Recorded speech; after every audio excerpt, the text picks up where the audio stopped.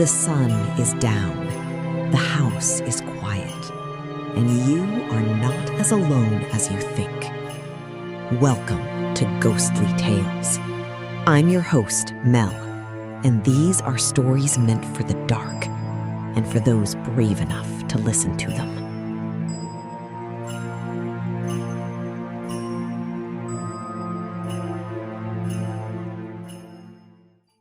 The camping trip. I went camping with my dad when I was a kid, the kind of trip that felt simple and safe at the time. Just the two of us, a small tent, and a quiet spot deep in the woods. He had been camping his whole life and promised me there was nothing out there to be afraid of. That night started out normal. We ate by the fire, talked until it burned down to embers, and crawled into the tent while the woods settled around us. The sounds of insects and distant animals blended together until it felt like background noise. I was almost asleep when I heard footsteps.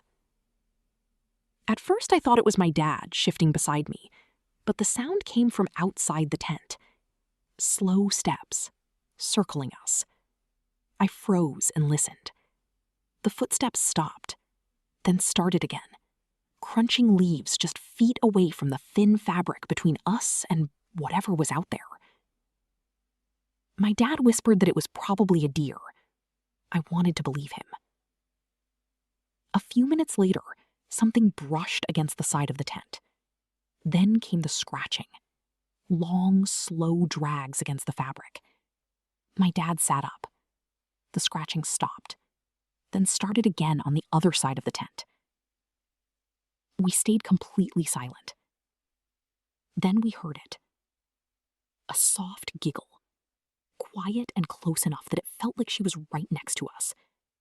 A sound like that didn't belong in the deep woods. My dad did not say anything this time. He reached for the flashlight and turned it on, shining it against the tent wall. The giggling stopped instantly. The woods went so quiet it felt unnatural. That was when he told me to grab my shoes. We did not pack. We did not look around. We just ran for the truck, with the flashlight shaking in his hand. We drove away without speaking, both of us staring straight ahead, like saying it out loud would make it worse. The next morning, we went back in daylight to get our things. The woods looked harmless again. Birds were chirping. Our tent was half collapsed. Our bags were open and spread out like someone had gone through them. Food wrappers were scattered, but nothing was taken. The strangest part was the tent. Deep scratches ran along the sides, right where we had heard them the night before. My dad packed everything up without a word. We never went camping there again. Sometimes when I think about that night, I wonder what would have happened if we had stayed a little longer. My childhood home. The house I grew up in was a place of pure survival. It was a beat-up, neglected old house that my dad never took care of. He spent his days drinking and angry, and because of that, a deep, heavy, depressive feeling hung over the entire place.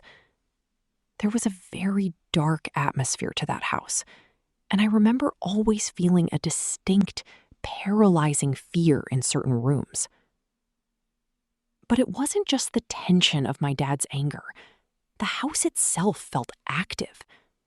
Long after everyone had gone to bed and the house was supposedly sleeping, I would lie awake in my room and hear heavy, angry footsteps pacing up and down the hallway outside my door. There were days I would be walking through the house alone and doors would violently slam shut right in front of my face. Dark shadows seemed to linger in the corners of the rooms, accompanied by a sudden foul smell that would come out of nowhere, a rotting, oppressive odor that made the air feel completely toxic. Leaving that house the second I was old enough was the best feeling in the world. It felt like finally being able to breathe after years of suffocating. Once I got out, I rarely ever came back to visit. Years later, my father passed away, and I had to return to the house one final time to settle his things. the moment I stepped through the front door, it all came rushing back. The house was empty, but that same terrible smell would still come and go in waves, and I could hear the doors creaking open and shut in the distant rooms, as if the house was still restless. I didn't linger. I put the house on the market and sold it as fast as I possibly could. Driving away from it for the last time, knowing it was no longer mine and that I would never have to return, was the ultimate relief. The night it knocked.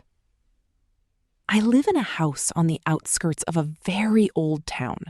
There is a lot of history here, and the land has always felt like there is more to it than meets the eye. One summer evening a couple of years ago, I was sitting in my living room relaxing when I heard 3 firm knocks on my front door. I wasn't expecting anyone. In fact, I rarely get visitors here, especially late in the evening. Immediately, I felt uneasy. I walked over to the door and looked out the window beside it. The porch light illuminated the entire front porch, but nobody was there. Beyond that was only the stillness of a warm summer night. I had heard plenty of folklore about mysterious knocks at the door, and those stories immediately came to mind. I didn't open the door. Instead, I stood there listening, waiting to see if whoever, or whatever, had knocked would return. Nothing happened. Eventually, I convinced myself it was nothing and moved on. As time passed, I mostly forgot about the experience. Then, winter came. One night in the dead of winter, I was lying awake in bed, unable to sleep. The house was silent. That's when I heard it again. 3 knocks. The exact same pattern. Only this time they sounded harder, more deliberate, almost violent. A wave of dread ran through me. I got out of bed and made my way to the front door. My heart was pounding as I looked outside. Again, there was nothing there. Just darkness and silence. That was the last time it happened. Years have passed, and I've never heard the knocks again. But I still think about them.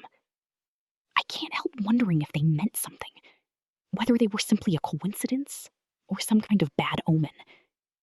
And sometimes, late at night when the house is quiet, I find myself listening, waiting, wondering if one day I'll hear those 3 knocks again.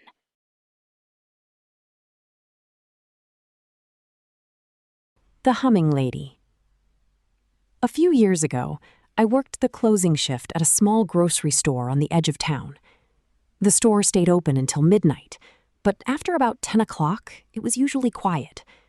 Most nights it was just me, a cashier, and a manager finishing up the last few hours.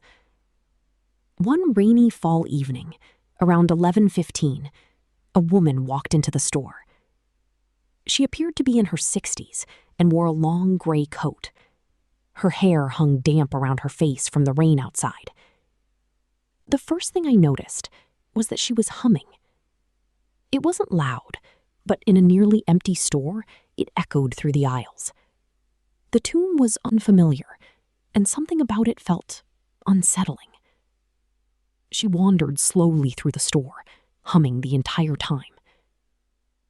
At first, I paid little attention to her. The cashier and I continued talking while straightening shelves near the front.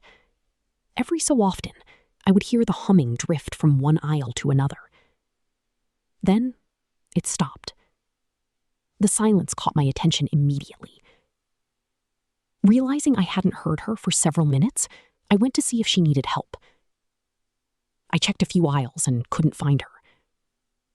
When I returned to the front, I asked the cashier if she had seen the woman leave. She hadn't. I told the manager, and the 3 of us searched the entire store. Every aisle, both restrooms, the stock room, the break room. She was nowhere. What bothered me most was that none of us had seen her leave. The front registers faced the only public entrance and exit. Someone should have noticed. The next day, my manager reviewed the security footage. We watched the woman enter the store. We watched her wander through the aisles while humming. Then she turned down an aisle near the back of the building. She never appeared on another camera. She never walked back toward the entrance. She never left the store. I still don't know what happened that night. Maybe there was a blind spot in the cameras. Maybe we somehow missed her leaving. That's what I tell myself. But every time I think about it, I remember that sudden silence. The humming was there one moment, gone the next. And so was she.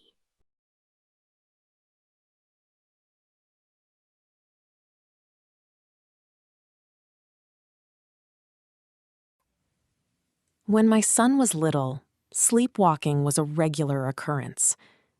I was used to waking up in the dead of night to gently shuffle him back to his room. But there is one night I will never forget. I'm already having a restless night, tossing and turning, when the distinct creaking of floorboards echoes from the hallway. He's up again, I think. Standing up, I wait for him to step into view. Sure enough, a small silhouette appears in the darkness. Instinct takes over. I slip out of bed to guide him back to safety. But as I close the distance, a cold wave of dread hits me. My stomach twists into knots. Something is wrong. The closer I get, the less sense it makes. Because he isn't coming into focus. He remains completely solid, an impenetrable shadow cutting through the dark. I rush forward, reaching out, and the figure simply evaporates into nothing. I stand there, entirely frozen. Was I sleepwalking? No, I'd been awake and restless for hours. Heart pounding, I tiptoe into his bedroom. He is sound asleep, buried under his blankets. I know what I saw, and I know I didn't imagine it. To this day, I can still feel the wrongness of that hallway. A blink of an eye.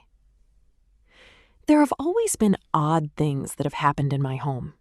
Just like a lot of people, I have experienced odd sounds and moments where I thought I saw something.